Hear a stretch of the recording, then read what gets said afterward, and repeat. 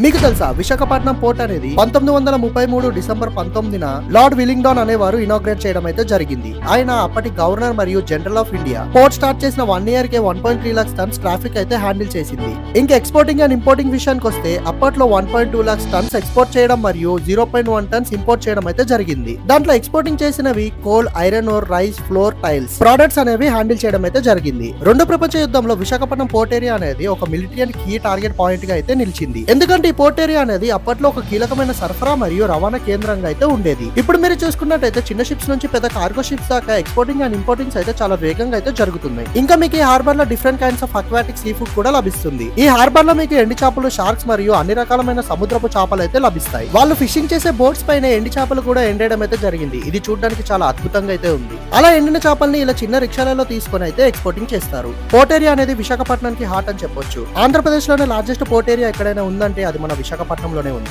వాళ్ళ జీవితాన్ని పణంగా పెట్టి సముద్రంలోనికి వెళ్లి చేపలు తెచ్చిన అందరి మత్స్యకారులకి నా సెల్యూట్. ఇలాంటి మరిన్ని వీడియోస్ కోసం ఈ వీడియో లైక్ చేసి మన ఛానల్ అయితే సబ్స్క్రైబ్ చేసుకోండి.